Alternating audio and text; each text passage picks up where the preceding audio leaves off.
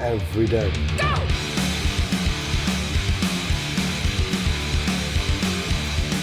So I've been training mixed martial arts for roughly 10 years now. You know, I've trained out in my most prominent gym, Lions Gym, based in Coventry. So I've been sort of training full-time with the goal of becoming, and now I am, a professional mixed martial artist. James, you just won your first fight, debut, but you're feeling really happy about that? It's an amazing feeling, man. I actually can't wait to get back in there. James Dixon representing Lions MMA.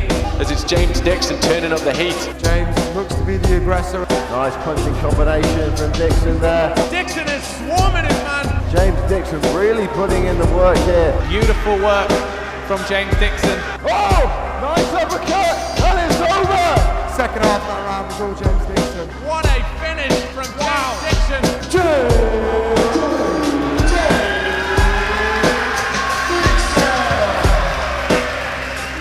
I've had to completely dedicate my life to the sport. So for example, I wake up at 5 a.m. every morning. You know, I'm either training or teaching people from 6 a.m, working and training 7 days a week. My social life is more or less non-existent. All of this has come from the sport, and all of it I truly see as a positive impact on my life. Probably the scariest thing in my life is normality. I never want to be normal. Obviously what I'm doing is not normal. I fight within a cage. I teach people to fight each other in a cage. For me, that I feel is really important with martial arts, and why I would truly encourage anybody, you know, especially young people, do martial arts. Not only the confidence you get from it, that goes without saying, but it's more the accountability. You get something wrong, it's you. There's nobody else to blame, it's you.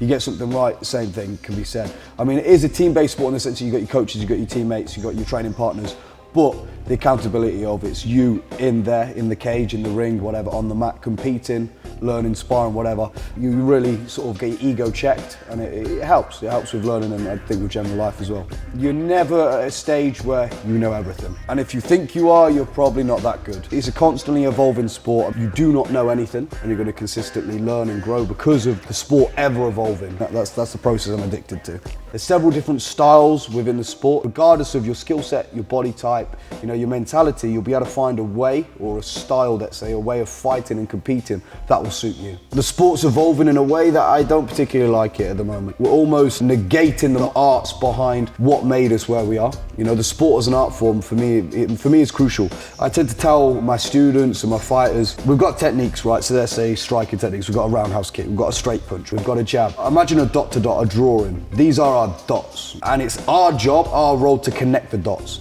Now the dots can truly be connected in any way possible, but it's down to the fighter, his creativity, his art to connect the dots. And to be fair, the most creative fighters are probably the most successful. A fighter's mindset is far more important. A fighter's mind itself and intelligence, his fight IQ, is far more important than his physicality. Again, you see some of the best fighters within the world, their fight IQ is unbelievable, far more than their physicality alone. So when it comes down to winning, some fighters, they'll do whatever it takes to win. You know, they might wrestle somebody and make it the most boring 25 minutes of your life just to win. And it makes perfect sense. Unfortunately, this sport, it's ruthless. If a fighter loses, everyone throws him under the bus. And again, there's that accountability. It's just him, there's no one else to blame within that team. But then we look at other fighters, and I like to think that I encompass this. We want to be exciting. But I don't want to go in there and win an easy fight. I don't want to go in there, you know, and win a boring fight. I want to go in there and test my skill sets that I've developed. Myself personally, I mean, I do a lot of visualization when it comes to a fight. I visualize winning, of course, how it's going to feel when I win. First of all, visualizing what it's going to look like as much as possible, you know, how the walk to the cage is going to look, how the cage itself is going to look.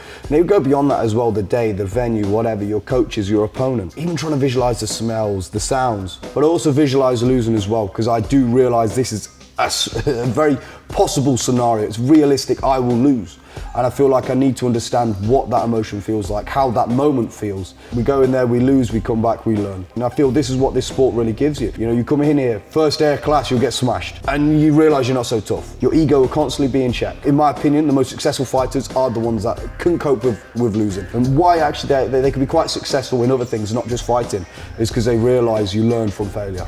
It's very strange. The moment itself is like a roller coaster. Imagine every emotion under the sun, you will feel it. Now, as soon as we step foot within that cage and those doors lock, it's very strange. Nothingness. You go into nothing. It's almost black. It's focus, sole focus.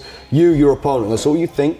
can't really hear much. Almost like an out-of-body experience. When you go in there and fight, 100% your body goes into that fight or flight mode. That's why you speak to a lot of fighters after they've won and competed. Can't really remember it because they weren't actually there per se. And I think it's being logical and being intelligent, visualizing what your opponent's weapons are, whether they're a striker, whether they've got certain ways of fighting, whether they're a grappler, etc., etc.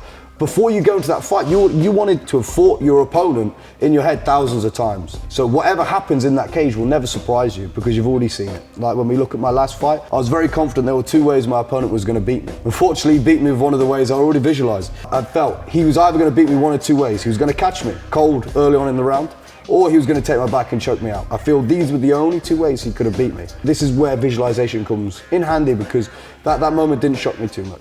The initial part did shock me, but again, when we look after the loss, I felt I managed to cope with it pretty soon after because of the visualization I'd done. You ask a fighter, what are you scared of when you go into a cage? It's not having your arm broken, it's not being knocked out, having your jaw broken. Fighter couldn't care about any of these. Even the loss itself isn't that big a deal. It's the letting your family down, letting your friends down, letting your teammates down, letting your coaches down. This is the biggest fear a fighter will have beyond anything else. And for me, that just reiterates the point of it being a team sport. Because without those people, you wouldn't be in there doing what you want to do. I love what I do. I am, in my opinion, living the dream. Where this takes me, I actually truly couldn't care. Whether I go on and I lose 100 fights, whether I go on and I win 100 fights, doesn't bother me. Because the way I see it is I'm doing what I love. I'm teaching people, I'm spreading my knowledge, and I'm gaining knowledge, I'm learning. These are the 2 of my favorite things to do within the world. And not only that, I've got a platform to demonstrate my skill set. Where that takes me, you know, be it the UFC, be it ONE, be it Bellator, it does not bother me. I enjoy fighting, I enjoy learning, I enjoy teaching. I'm full of positivity when it comes to this sport. Truly, as long as I can keep doing what I'm doing, I wouldn't mind where it goes.